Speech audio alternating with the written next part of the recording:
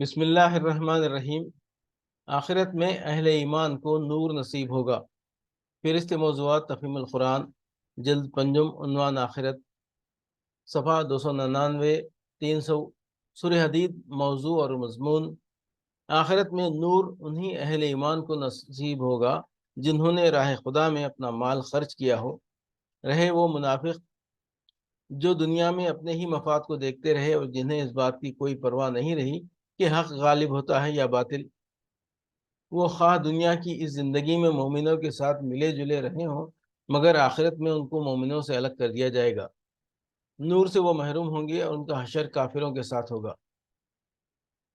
اللہ تعالیٰ کی طرف سے پہلے انبیاء آتے رہے جن کی دعوت سے کچھ لوگ راہ راست پر آئے اور اکثر فاسق بنے رہے۔ پھر عیسیٰ علیہ السلام آئے جن کی تعلیم سے لوگوں میں بہت سی اخلاقی خوبیاں پیدا ہوئیں، مگر ان کی امت نے رہبانیت کی بدعت اختیار کر لی۔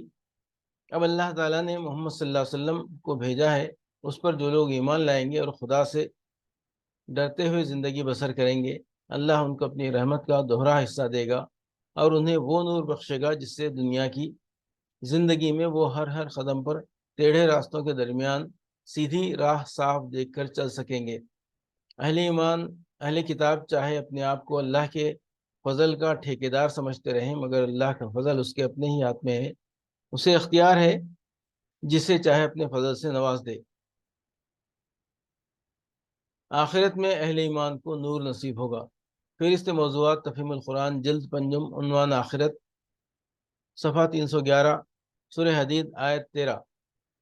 یوم یقول المنافقون والمنافقات للذین آمنوا انظرونا نقتبس من نورکم۔ اس روز منافق مردوں اور عورتوں کا حال یہ ہوگا کہ وہ مومنوں سے کہیں گے ذرا ہماری طرف دیکھو تاکہ ہم تمہارے نور سے کچھ فائدہ اٹھائیں۔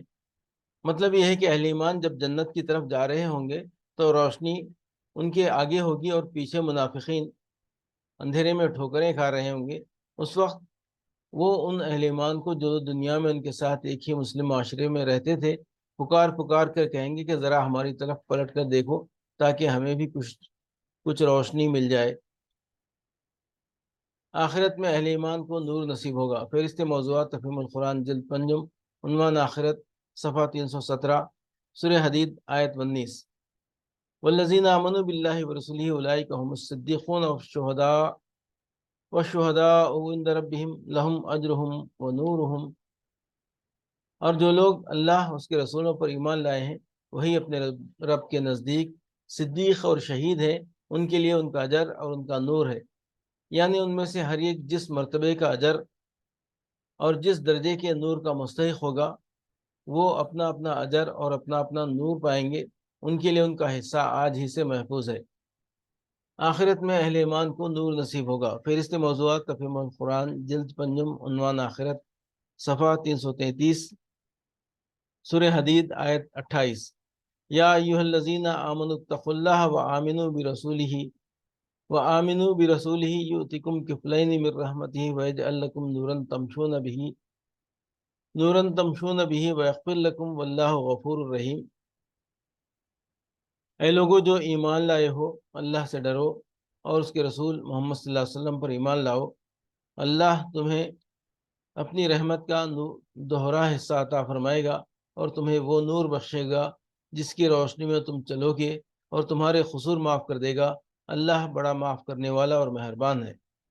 وَيَجْعَلْ لَكُمْ نُورًا تَمْشُونَ بِهِ، اور تمہیں وہ نور بخشے گا جس کی روشنی میں تم چلو گے، یعنی دنیا میں علم و بصیرت کا وہ نور عطا فرمائے گا جس کی روشنی میں تم کو قدم قدم پر صاف نظر آتا رہے گا کہ زندگی کے مختلف معاملات میں جاہلیت کی ٹیڑھی راہوں کے درمیان اسلام کی سیدھی راہ کون سی ہے، اور آخرت میں وہ نور بخشے گا جس کا ذکر آیت 12 میں گزر چکا ہے۔